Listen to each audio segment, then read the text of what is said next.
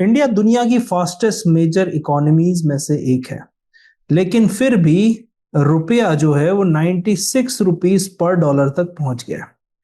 जब economy grow कर रही होती है तो फॉरेन मनी की इतनी जरूरत क्यों पड़ती है? क्या इंडिया एक और बैलेंस ऑफ पेमेंट क्राइसिस की तरफ बढ़ रहा है, जैसा कि हमने 1991 में फेस किया था? या फिर यही चैलेंज इंडिया को अगले ग्लोबल इन्वेस्टमेंट डेस्टिनेशन बना सकता है? आज हम समझेंगे इस वीडियो में कि इंडिया के एक्सटर्नल सेक्टर रुपी प्रेशर और फॉरेन कैपिटल और लॉन्ग टर्म स्ट्रैटेजी जो कि इन्वेस्टमेंट की होनी चाहिए, उसकी कंप्लीट स्टोरी। सबसे पहले शुरू करते हैं कि वाई रुपी इज वीकनिंग। इसको एक लॉजिक से समझते हैं, एक समझदार इकोनॉमिस्ट और व्यक्ति के रूप में समझते हैं, और इंटर गवर्नमेंटल कंपैरिजन भी करेंगे कि भाई एनडीए गवर्नमेंट के पहले क्या था, उसके बाद क्या हुआ, आज की तारीख में क्या चल रहा है ना, ये सारी चीजें हम देखेंगे। सबसे पहले है ट्रिपल प्रेशर ऑन इकोनॉमी। सबसे सिंपल सी चीज है कि अभी जो रुपी वीकन क्यों हो रहा है। बहुत सारे लोगों का ये सोचना होगा कि रुपी जो वीक हो रहा है क्योंकि इकोनॉमी भी वीक हो रही है, तो इकोनॉमी वीक होगी तो रुपया वीक होगा। ये एक नोशन है जो कि मैंने अभी देखा हाल ही में, बट जो रियलिटी है ना वो ज्यादा कॉम्प्लेक्स है। मतलब जो फास्टेस्ट ग्रोइंग इकोनॉमीज है ना, वो भी करेंसी प्रेशर को कहीं ना कहीं एक्सटर्नल अकाउंट की वजह से स्ट्रेस में आ रही है। इंडिया उसका परफेक्ट एग्जाम्पल है। अब ये चीज कहां से शुरू होती है? ये होती है ट्रिपल प्रेशर से। ट्रिपल प्रेशर क्या है? पहला प्रेशर है एक्सपेंसिव क्रूड ऑयल। मतलब ऑयल जो है वो लगभग हम पिछले कई वीडियो में देख चुके हैं, है ना। रोज रात में 8 बजे मैं आपके लिए वीडियो लेके आता हूँ। तो $100 से पार हो चुका था। कॉन्फ्लिक्ट का पता नहीं है, कहीं ना कहीं चल ही रहा है ना। और ऑयल जो है ना वो स्टिल, चाहे हम कितना भी बोले कि हम 21st सेंचुरी में हैं, एनवायरमेंट फ्रेंडली, रिन्यूएबल एनर्जी, काफी सारी चीजें हैं, बट स्टिल, है ना, अभी भी लाइफ ब्लड है मॉडर्न इकोनॉमीज का ये ऑयल। अब जस्ट एज फूड जैसे कि एसेंशियल है, food is essential for human body, oil also remain essential for industrial economies, है ना। तो मॉडर्न इकोनॉमीज कहीं ना कहीं सारी इंडस्ट्रियल इकोनॉमीज है। अब ऑयल इतना इंपॉर्टेंट क्यों है, इसको समझते हैं। ऑयल इंपॉर्टेंट इसीलिए है इन सिंपल सेंस, अगर आप देखो ट्रांसपोर्टेशन के लिए, मैन्युफैक्चरिंग के लिए, फर्टिलाइजर के लिए, है ना, इवन प्लेन्स उड़ते हैं, सिविल एविएशन के लिए, लॉजिस्टिक्स के लिए, इलेक्ट्रिसिटी, और कई जाने ना जाने कई सारी ऐसी चीजें हैं जिसके लिए ऑयल इंपॉर्टेंट होता है। मतलब ऑलमोस्ट एवरी प्रोडक्ट जो आपको मिल रहा है इनडायरेक्टली डिपेंड्स ऑन एनर्जी।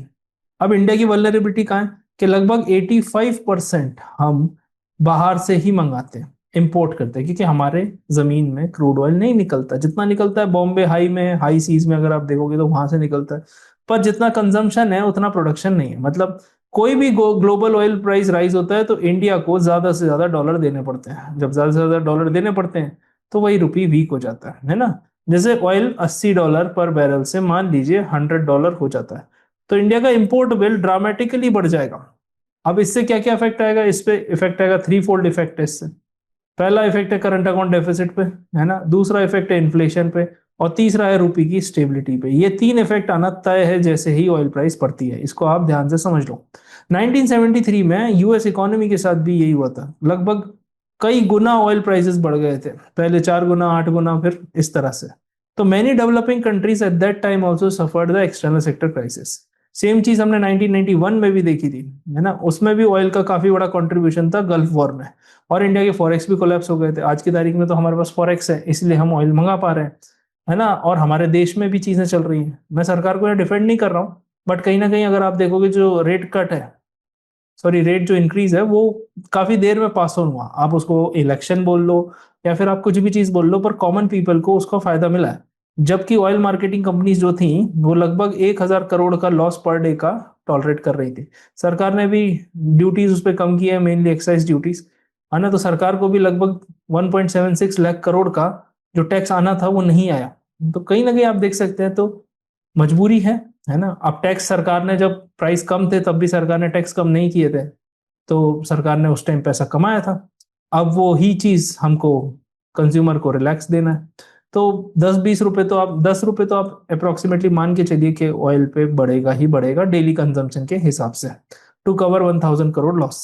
ठीक है। दूसरा आता है widening current account deficit. Current account deficit का वाइड होना मतलब सिंपल सी चीज है, बढ़ना। अब कंट्री अगर इंपोर्ट करती है ज्यादा एक्सपोर्ट से, ठीक है, तो करंट अकाउंट डेफिसिट आ जाता है, मतलब चाहे गुड्स हो या सर्विसेज हो, है ना, दोनों जगह, तो भी एक करंट अकाउंट डेफिसिट आ जाता है। फाइनेंशियल ईयर 26 में बात करो तो 1% के आसपास था, पर जो अभी करंट फाइनेंशियल ईयर चल रहा है उसमें 2% तक एस्टिमेटेड है। तो यहाँ पे सिंपल है, imports minus exports is current account deficit.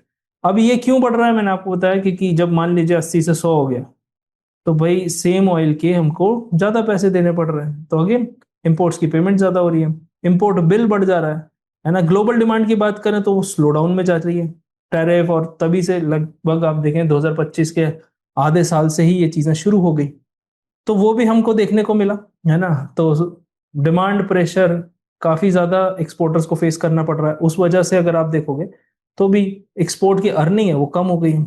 फिर ट्रेड इम्बैलेंस चल रहा है, मतलब इंपोर्ट्स काफी तेजी से आगे बढ़ रहे हैं और उतना एक्सपोर्ट नहीं बढ़ पा रहे हैं, और वही लगभग 84 बिलियन यूएस डॉलर का गैप अभी हमको देखने को मिला है।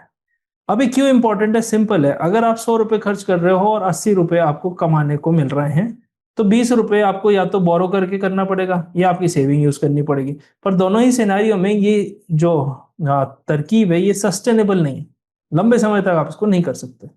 वही सेम प्रिंसिपल अप्लाई करता है आपके इंटरनेशनल इकोनॉमिक्स में भी। तीसरा है वीक कैपिटल फ्लोस। पहली चीज है एफपीआई का बाहर जाना, मतलब जब भी अनसर्टेनिटी होती है, आप देखो इन्वेस्टर जो होते हैं ना, वो सेफर एसेट की तरफ अपने फंड्स को मूव करते हैं, जितने भी उनके एसेट्स हैं। अभी क्या है, डेवलपिंग कंट्रीज का थोड़ा ट्रस्ट कम रहता है, तो डेवलप्ड कंट्रीज में वो जाके फंड्स दे दिए, है ना। आप पिछले सालों में देखो गोल्ड भी काफी इंपोर्ट किया जाता, गोल्ड के प्राइस भी बढ़ रहे थे, तो गोल्ड भी काफी मात्रा में खरीदा गया। तो इंडिया से पैसा निकाल निकाल के यूएस के ट्रेजरी बॉन्ड्स में लगा रहे हैं, है ना, डॉलर रिलेटेड जो एसेट्स है उनको लगा रहे हैं। तो जब डॉलर की वैल्यू बढ़ रही है तो उनको उससे फायदा हो रहा है। फिर दूसरा है एफडीआई इनफ्लो जो कि स्लो है। रीजन उसका सिंपल है, अभी जो ग्लोबल इंटरेस्ट रेट है वो काफी हाई चल रहा है। मैंने एक वीडियो भी बनाया था, मैंने आपको बताया था कि 2013 में तो इंडिया बच गया था क्योंकि इंडिया में हाई इंटरेस्ट रेट थे, पर अभी इंटरेस्ट रेट हमारे पास कम भी है। और अभी जो आज मॉनेटरी पॉलिसी कमेटी की मीटिंग हुई, कल हुई थी, तो उसमें भी जो चीजें आई हैं आज के अखबार में, आप अगर डिटेल में पढ़ेंगे तो आपको चीजें समझ में आपको मिलेगी। तो उसमें भी बताया गया कि रेट स्टेगनेंट इसीलिए क्योंकि कहीं ना कहीं अगर रेट बढ़ा दिया तो ग्रोथ सेक्रीफाइस हो जाएगी। तो ग्लोबली भी इंटरेस्ट रेट्स हाई हैं, तो अगर आप इंटरेस्ट रेट बढ़ा के भी फॉरेन कैपिटल को अट्रैक्ट करना चाहो तो वो काम इस बार नहीं होगा जो पुरानी क्राइसिस के टाइम सॉल्यूशन मिला था। और स्लोअर ग्लोबल ग्रोथ भी है ना, जब बाहरी पैसा नहीं मिल रहा है तो वो अपने देश में ही लगाएगा, है ना, बाहर तो नहीं जाएगा। फिर limited foreign participation the bond market. India का जो बॉन्ड मार्केट है, जिसे डेट मार्केट भी कहते हैं, मतलब सरकार को लोन देना, सिंपल। तो इंडिया का जो बॉन्ड मार्केट है वो भी, है ना, अंडर ओन्ड है foreign investor, mainly domestic investor नहीं। तो इक्वेशन सिंपल है यहाँ पे, अगर आप ये तीनों चीजों को एनालाइज करके देखोगे तो ये मोस्ट इंपॉर्टेंट कॉन्सेप्ट है समझने के लिए कि अभी हमारा रुपया प्रेशर में क्यों है। अगर करंट अकाउंट डेफिसिट की बात करूं, मैं यहाँ पे लिख देता हूँ, थोड़ी सी जगह है मेरे पास। करंट अकाउंट डेफिसिट अगर डेफिसिट में रहेगा तो उसको फाइनेंस कौन करेगा? उसको फाइनेंस दो तरीके से होता है। पहला होता है एफडीआई, मतलब कैपिटल अकाउंट ही फाइनेंस करता है। एफडीआई करेगा, एफडीआई नहीं करेगा तो एफपीआई करेगा, पोर्टफोलियो इन्वेस्टमेंट, मतलब स्टॉक मार्केट में बाहर का पैसा, सिंपल, है ना। या फिर हम एक्सटर्नल कमर्शियल बोरोइंग करते हैं, ईसीबी, बाहर से लोन लिया, या फिर एनआरआई डिपॉजिट करते हैं। मैंने एक वीडियो में, आई थिंक पिछले हफ्ते का है, जब डायस्पोरा कैपिटल, जो लोग इंडियंस बाहर रह रहे हैं वो इन्वेस्ट करें, तो इस तरह से इंडिया को और डॉलर या फॉरेन करेंसी मिल सकती है। अब यहाँ पर सिंपल सी चीज समझने की क्या है कि एक अगर इकोनॉमी बढ़ रही है, ग्रो कर रही है, तो वो कंफर्टेबली डेफिसिट को रन कर सकती है। जैसे अमेरिका इजीली डेफिसिट में चलता रहता है, मैनी फास्टेस्ट ग्रोइंग कंट्रीज भी डेफिसिट में चलती हैं।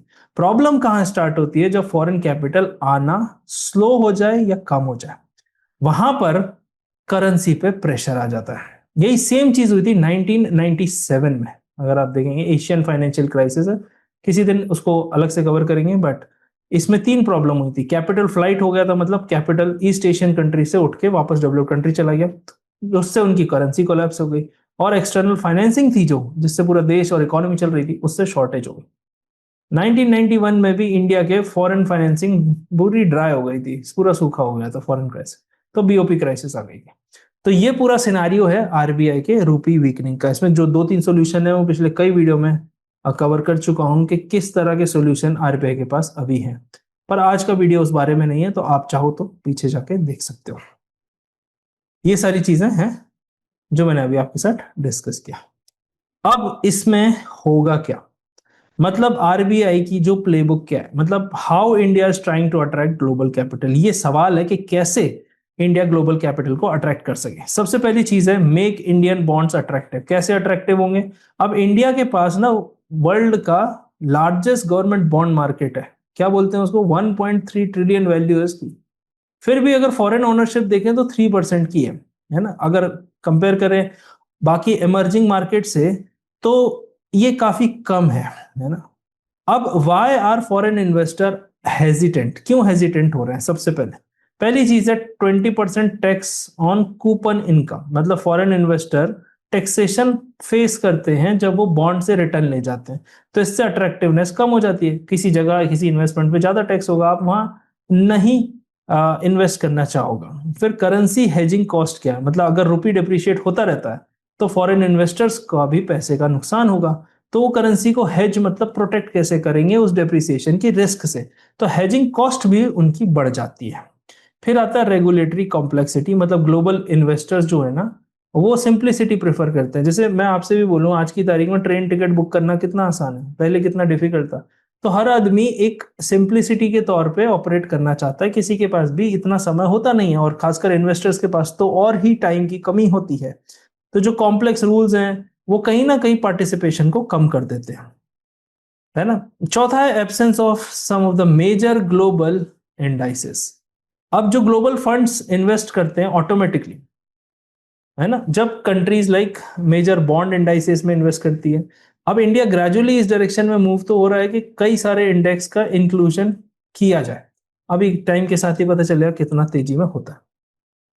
अब प्रपोज सोल्यूशन भी है इसके, इकोनॉमिस्ट ने ये सोल्यूशन दिए हुए कि भाई टैक्स इंसेंटिव दे दो, है ना, विथ होल्डिंग टैक्स को कम कर दो, और इवन आप जीरो टैक्स रिजीम लगा दो फॉर सर्टेन फॉरेन इन्वेस्टर। तो आपको ये कैपिटल मिलेगा, इस कैपिटल से आप इंडिया की इकोनॉमी को बढ़ाओ और फिर उससे टैक्स कलेक्ट करो। आप अगर सोर्स पे ही कूपन टैक्स और कहीं ना कहीं टैक्सेस लगा दोगे तो प्रॉब्लम क्रिएट होना शुरू हो जाएगी। तो इससे अगर ये तीन चार चीजें हमने कर ली तो इनका कहना है एक्सपर्ट्स का, इकोनॉमिस्ट का, 40 to 50 बिलियन डॉलर का इनफ्लो बढ़ जाएगा, और ये काफी अच्छा खासा अमाउंट है।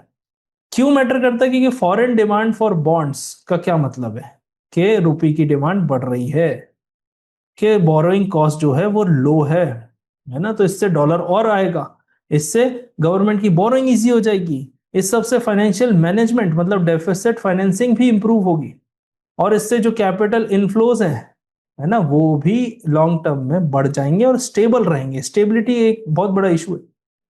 तो यहाँ पे अगर एक बिग पिक्चर समझने की कोशिश करो कि यही हुआ था ईस्ट एशियन इकोनॉमीज में जब वो डेवलपमेंट के फेज में थी। China gradually integrated global capital markets. India की स्टोरी भी लगभग सिमिलर वे में स्टार्ट हुई है। ठीक है, अब लेसन्स फ्रॉम प्रीवियस क्राइसिस, इसको समझने की कोशिश करते हैं। ठीक है, पहले जो क्राइसिस आई थी उससे हमने क्या लेसन्स लिए? लेसन्स फ्रॉम प्रीवियस क्राइसिस मतलब इंडिया का जो डायस्पोरा है, मतलब इंडियन पीपल लिविंग अब्रॉड, जिसे हम एनआरआई कहते हैं, नॉन रेसिडेंट इंडियन। वो है तो इंडियन बट वो 180 दिन से कम भारत में रहते हैं, है ना, तो उन पर टैक्स नहीं लगता, इंडिया के टैक्स लॉज एप्लीकेबल नहीं होते क्योंकि 6 महीने से कम रहते हैं। तो इंडिया का जो डायस्पोरा है वो उसने कई बार रिपीटेडली सपोर्ट किया इकोनॉमी को डिफिकल्ट फेज में। FCNRB स्कीम 2013 की बताऊं तो टेपर टेंट्रम हुआ था, मैं कई बार इसको समझा चुका हूं, जब यूएस फेडरल रिजर्व ने सिग्नल किया था कि वो मॉनेटरी टाइटनिंग कर रहे हैं। इसे हम टेपर टेंट्रम बोलते हैं, मतलब किया नहीं था, सिग्नल दिया था बस। ठीक है, तो आप इसको समझ सकते हैं, है ना। फिर ग्लोबल कैपिटल क्या हुई थी उस टाइम? एग्जिट करना शुरू कर गई थी इमर्जिंग कंट्रीज से और वापस यूएस में जाना शुरू हो गई थी।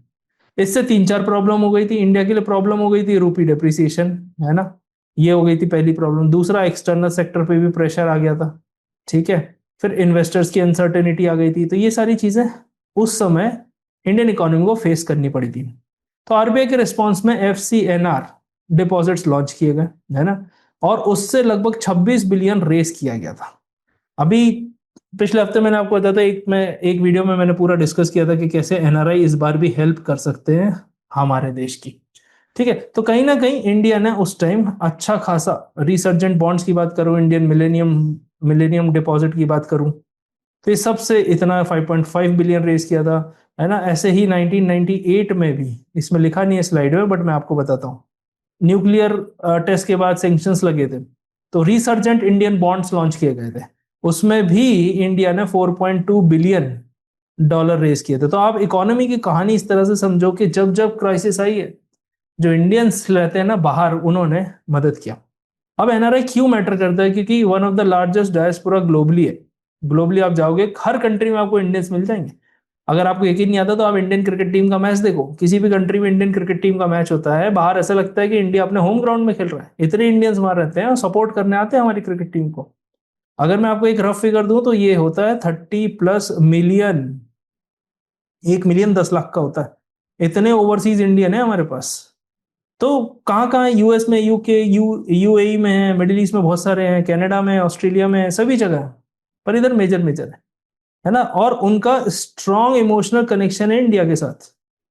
मतलब ऐसा नहीं है कि स्पेकुलेटिव इन्वेस्टर्स हैं, आए फायदा देखा चले गए, नहीं, डायस्पोरा कैपिटल काफी ज्यादा स्टेबल है इंडिया में, और इंडिया में रहती भी है वो कैपिटल। ऐसा नहीं है कि कैपिटल आई, मौका निकला तो कैपिटल फ्लाइट हो गया।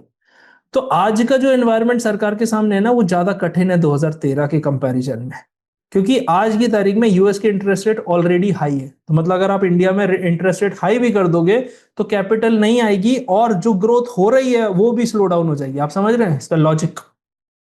क्योंकि बाकी सब जगह भी इंटरेस्ट रेट अभी हाई पे ही चल रहे हैं। फिर डॉलर यील्ड्स की बात करूं तो वो अभी ज्यादा अट्रैक्टिव है, ग्लोबल कैपिटल इसलिए वहीं जा रही है। तो अभी उससे कंपीट करना भी हमारे लिए कठिन है। अब जो इंसेंटिव्स हैं, कॉस्ट ऑफ इंसेंटिव्स, वो भी राइज हो रहा है। मतलब इंडिया में need higher returns to attract funds, तो ये भी प्रॉब्लम है। तो अभी जो स्ट्रेटेजिक इंपॉर्टेंस क्या कहती है कि NRI can provide stable long term capital with lower volatility in comparison to other investors, है ना, और इमरजेंसी सपोर्ट दे सकते हैं वो क्राइसिस के दौरान। तो इंडिया का जो डायस्पोरा है ना, वो सिर्फ इमोशनल कैपिटल नहीं है, स्ट्रेटेजिक फाइनेंशियल कैपिटल भी है।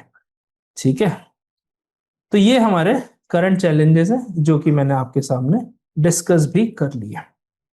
अब देखते हैं temporary relief versus permanent strength, समझने की कोशिश करते हैं। सबसे पहली चीज है टेम्परेरी रिलीफ, मतलब शॉर्ट टर्म, जैसे आपको चोट लगी तो फट से बैंडेड लगा लो, पर वो बैंडेड से ठीक तो नहीं होगा, हो सकता है आपको, है ना, ड्रेसिंग करानी पड़े, आगे इलाज कराना पड़े, डॉक्टर को दिखाना पड़े। तो आज हम ये समझते हैं कि टेम्परेरी रिलीफ और परमानेंट स्ट्रेंथ में क्या डिफरेंस है। टेम्परेरी सोल्यूशन क्या है कि भाई, अगर आपको आज स्ट्रेस है इकोनॉमी को, तो बॉन्ड का इनफ्लो बढ़ा लो, एफसीएनआर डिपॉजिट बढ़ा लो, एनआरआई स्कीम बढ़ा लो, करेंसी में इंटरवीन कर दो, आरबीआई इंटरवीन कर दे तो रुपये स्टेबल हो जाए। बट ये सब यूजफुल है बट नॉट सफिशिएंट, मतलब ये परमानेंट सोल्यूशन नहीं है। आज तो आप कर दोगे, शॉर्ट टर्म में आपको रिजल्ट दिख जाए। लॉन्ग टर्म क्या है? मैसिव एफडीआई, इंडिया को अट्रैक्ट करना होगा फैक्ट्रीज, क्योंकि ये बनाते हैं प्रोडक्टिव एसेट्स। टेक्नोलॉजी ट्रांसफर, है ना, ग्लोबल नो हाउ जानना होगा, जॉब्स एम्प्लॉयमेंट जनरेशन के लिए, exports, strategic balance, external balance के लिए, long term capital. Unlike portfolio investor जो कि आते हैं और इन्वेस्ट करते हैं और ले जाते हैं अपना कैपिटल, बट यहां पर हमको लॉन्ग टर्म कैपिटल बिल्ड करना होगा। मतलब factories do not leave overnight, आप पर एक क्लिक से पैसा निकाल सकते हो बॉम्बे स्टॉक एक्सचेंज से, ठीक है, पर फैक्ट्रीज नहीं निकाल सकते एक क्लिक से। तो इसलिए एफडीआई हमारे लिए बहुत ज्यादा जरूरी है। ठीक। अब व्हाट ग्लोबल इन्वेस्टर वांट, क्या चाहिए ग्लोबल इन्वेस्टर्स को? ग्लोबल इन्वेस्टर्स को चाहिए सिंपल सी चीज। पहला चाहिए पॉलिसी स्टेबिलिटी, मतलब इन्वेस्टर्स को अनसर्टेनिटी नहीं पसंद आती। इन्वेस्टर्स को चाहिए कि प्रेडिक्टेबल रेगुलेशन हो, मतलब कोई ऐसा चीज ना हो कि पुराने पैसे पे टैक्स लगा दिया, जिसे हम रेट्रोस्पेक्टिव टैक्स बोलते हैं। इंडियन इकोनॉमी हमने बार बार देखा, चाहे कांग्रेस हो, चाहे बीजेपी हो, कोई भी हो। हम इस वीडियो में सरकार स्पेसिफिक बात ही नहीं करते, हम इस वीडियो में बात करते हैं जो हमारे देश के लिए इंपॉर्टेंट है, क्योंकि अटल बिहारी वाजपेयी जी ने कहा था सरकारें आएंगी जाएंगी, ये देश चलता रहना चाहिए। तो उसी डायरेक्शन में, क्योंकि जितने भी मेरे व्यूअर्स हैं वो स्टूडेंट्स हैं, आगे जाके देश की इकोनॉमी को चलाएंगे, तो उनको समझ में आना चाहिए कि क्या पास में हुआ है, क्या नहीं हुआ है, कैसे हम आगे बढ़ सकते हैं। ठीक है, फिर आते हैं कॉन्ट्रैक्ट एनफोर्समेंट पे, मतलब जो भी कॉन्ट्रैक्ट है वो पेपर पे ना रह जाए, सिर्फ वो एनफोर्स हो। लाइक ये दो चीजें करके ना सिंगापुर ने काफी ज्यादा पॉलिसी कंसिस्टेंसी दिखा के एफडीआई अट्रैक्ट किया था। प्रेडिक्टेबल होना चाहिए। हमारे पॉलिटिशियंस क्या 5 साल के बारे में सोचते हैं, जो कि गलत नहीं है उनके पर्सपेक्टिव से। जब उनकी कुर्सी 5 साल रहने वाली है, हर आदमी अपनी कुर्सी के बारे में सोचता है। आप भी सरकारी नौकरी के लिए इसलिए तैयारी कर रहे हो कि अगले 30-40 साल का इंतजाम हो जाए, तो उसमें कोई बुराई नहीं है। वैसे ही पॉलिटिशियंस है, जब पता है उनको कि मैं 20 साल का सोचूंगा पर 5 साल बाद मुझे ही हटा दिया, तो वो कहीं ना कहीं सिस्टम का भी फॉल्ट है। पर देखते हैं सेकंड क्या है। सेकंड है फास्टर अप्रूवल, मतलब time is money. Time is money, although I do not agree with this, क्योंकि time is non renewable and money is renewable. But आप फिर भी समझो कि अगर आपका टाइम वेस्ट हो रहा है, मतलब कहीं ना कहीं फाइनेंशियल लॉस है, तो उनको चाहिए quick clearance system, single window system, है ना। ये लाइसेंस के लिए, वो लाइसेंस के लिए, वो फॉर्मेलिटी, ये फॉर्मेलिटी, ये सब नहीं करना है। तीसरा है कॉम्पिटिटिव मैन्युफैक्चरिंग इकोसिस्टम, है ना। जैसे फॉर एग्जांपल हमको क्या जरूरत है, लॉजिस्टिक्स तेज हो, एफिशिएंट हो, फास्ट हो, क्योंकि आप देखो ई कॉमर्स बढ़ रहा है। फिर स्किल्ड वर्कफोर्स हो, मतलब अगर कंपनी यहाँ के एफडीआई या फैक्ट्री सेटअप कर रही है, तो हमारा वर्कफोर्स है जो वहां काम करेगा, जिसको जॉब मिलेगी, वो स्किल्ड तो हो। पर हमारे एजुकेशन इंस्टीट्यूशन और इंडस्ट्री का कोई लिंक ही नहीं है। एजुकेशन में, इंडस्ट्री में जो पढ़ाया जाता है वो, मतलब इंडस्ट्री में जो रिक्वायर्ड है और एजुकेशन में जो पढ़ाया जाता है वो काफी डिफरेंट है। फिर इंफ्रास्ट्रक्चर की बात करें तो रिलायबल इंफ्रास्ट्रक्चर चाहिए, है ना। तो ये सारी चीजें हैं। अब चाइना का ये सबसे बड़ा एडवांटेज है कि चाइना ने एक इकोसिस्टम बनाया है ना। कल के वीडियो में भी मैंने आपके साथ डिस्कस किया था कि चाइना का जो इकोसिस्टम है वो उसकी स्ट्रेंथ है, ना कि सिर्फ चीप लेबर। हम हमेशा, हमें बताया गया कि चाइना इतना अच्छा क्यों कर रहा है, क्योंकि उसके लेबर सस्ती है। हाँ, हम भी सोचे हाँ पॉपुलेशन तो ज्यादा है, नहीं, उसका इकोसिस्टम है। इकोसिस्टम उसकी स्ट्रेंथ है। ऑब्वियसली चीप लेबर से शुरुआत हुई थी, बट उसके बाद इकोसिस्टम बनाएगा। फिर आ जाता है टैक्स सर्टेनिटी की बात करते हैं, मतलब no retrospective surprise, transparent compliances. Transparency चाहिए। इन्वेस्टर्स को डर लगता है कि अगर अनएक्सपेक्टेड टैक्स डिस्प्यूट हो गए तो उसको कौन भरेगा, है ना। तो ट्रांसपेरेंसी चाहिए, स्टेबिलिटी चाहिए, प्रेडिक्टेबिलिटी चाहिए। मतलब India does not face shortage of global capital, है ना। Because if you see, world contains trillions of dollars searching for returns. हर आदमी अपना पैसा लेके घूम रहा है, कहां मुझे ज्यादा रिटर्न मिलेगा। ग्लोबल पेंशन फंड की बात कर लें, सोवरन वेल्थ की बात कर लें, प्राइवेट इक्विटी की बात कर लें, है ना, या फिर मल्टीनेशनल कॉर्पोरेशंस की बात कर लें। मैं सब लिख देता हूं, प्राइवेट इक्विटी, है ना, सोवरन वेल्थ फंड, है ना, ग्लोबल पेंशन फंड, बहुत पैसा है। ये चारों बहुत ज्यादा कैपिटल के साथ आते हैं। ये हमेशा देखते रहते हैं कहां अपॉर्चुनिटी है, कहां इन्वेस्ट किया जाए। पर रियल क्वेश्चन क्या है, can India become their preferred destination? क्या वो आना चाहते हैं हमारे यहाँ? क्या वो हमारे यहाँ इन्वेस्ट करना चाहते हैं? ये बड़ा सवाल है। क्या वो इंडिया को एक प्रेफर्ड डेस्टिनेशन देखते हैं? अगर इंडिया ने ये सक्सेसफुली कर लिया तो इंडिया मैन्युफैक्चरिंग ग्रोथ में आगे बढ़ जाए, इंडिया इंफ्रास्ट्रक्चर में, India ease of doing business में, है ना, पॉलिसी सर्टेनिटी में, एक्सपोर्ट कॉम्पिटिटिवनेस और वर्कफोर्स जो कि स्किल्ड हो। तो आज जो बीओपी चैलेंज है ना, वो कल हो सकता है, जो आज का बीओपी चैलेंज है वो कल का इन्वेस्टमेंट बूम बन सकता है। तो यहां पे हमको सिंपल से समझना है कि जो स्ट्रॉन्ग करेंसी है ना, ये कोई सेंट्रल बैंक इंटरवेंशन से नहीं होती। स्ट्रॉन्ग करेंसी होती है प्रोडक्टिविटी से, एक्सपोर्ट से। जिसे दुनिया है, इंडिया का सामान चाहिए, तो भाई हमारी करेंसी स्ट्रॉन्ग रहेगी। प्रोडक्टिविटी, हम ज्यादा प्रोड्यूस करेंगे। इन्वेस्टर का कॉन्फिडेंस है इंडिया पे, इंडिया की पॉलिसीज पे। इंस्टीट्यूशंस की क्रेडिबिलिटी है कि भाई ऐसे ही रेंट सीकिंग और करप्शन के चक्कर में किसी पे छापा नहीं मारा जाए। सारी चीजें क्रेडिबिलिटी से चलती हैं। जापान, आज की तारीख में जापान कैसे बना? जापान बना एक्सपोर्ट्स के थ्रू। जर्मनी, आज जर्मनी कैसे बना? इंडस्ट्रियल कॉम्पिटिटिवनेस के थ्रू, है ना। चाइना की स्ट्रेंथ क्या है? Manufacturing dominance. India's long-term rupee strength will come from capability creation. Very important, capability creation, not currency management. ये हमको यहाँ पे समझना पड़ेगा कि हमको हमारी कैपेबिलिटी बढ़ानी है। जैसे फॉर एग्जांपल आप कहीं जाएंगे, चौराहे पे आपको कोई बेगर मिला, आपने उसको पैसे दे दिए, नहीं, उससे उसकी कैपेबिलिटी नहीं बढ़ेगी। मान लीजिए सब इकट्ठा करके उसको ठेला दिला दें, वो सब्जी बेचने लगे, दैट इज कैपेबिलिटी क्रिएशन। तो ये चीज समझना है, क्योंकि every developing country eventually faces a defining question. क्या है वो question? Can it attract the capital needed to transform itself in a developed economy? क्या वो इकोनॉमी इतना कैपिटल अट्रैक्ट कर सकती है, जो कि हमारा एम भी है 2047 तक विकसित भारत, डेवलप्ड कंट्री। तो इंडिया का चैलेंज जो है ना, वो मेयरली आज की तारीख में आपको दिख जरूर रहा हो कि रुपी के मैनेज से हो जाएगा, but it is building confidence that attracts, है ना, वर्ल्ड सेविंग, इन्वेस्टमेंट, ये सारी चीजें हमारे लिए इंपॉर्टेंट है। अगर यहां पर हमने हमारी स्ट्रेंथ को मैन्युफैक्चरिंग कैपेबिलिटी में डेवलप कर लिया, है ना, एक्सपोर्ट कॉम्पिटिटिवनेस ने कर लिया, या पॉलिसी क्रेडिबिलिटी ने कर लिया, तो जो हमको फॉरेन कैपिटल है ना, वो अगर नहीं भी आएगी ना, तो इंडिया उसके बिना भी ग्रो कर सकता है। तो it will come because in simple sense world wants to participate with India's growth. जो ग्रो कर रहा है सब कोई उसके साथ, कोई ढलान पे जा रहा है, आप भी चाहोगे पेट्रोल बचा लूं तो मैं रस्सी लगा दूं उस गाड़ी में और मैं फ्री में चला जाऊं। तो ऐसे ही इंडिया जब ग्रो कर रहा है ना, तो सारी कंपनी चाहती है कि हाँ, इंडिया में इंटरनेट पेनिट्रेशन बढ़ रहा है, चलो हम भी अपना मोबाइल बेच दें, हम भी ऑप्टिकल फाइबर डाल दें, सारी चीजें। सो जब ये चीज होगी ना, तो rupee will not be supported by intervention alone. It will be supported by strength of Indian economy itself. ठीक है। तो आई होप आपको सारी बात समझ में आई होगी, आप इसको पढ़ लीजिएगा, मैंने ये सारी चीजें भी लिखी हैं कि इंडिया क्या क्या कर सकता है।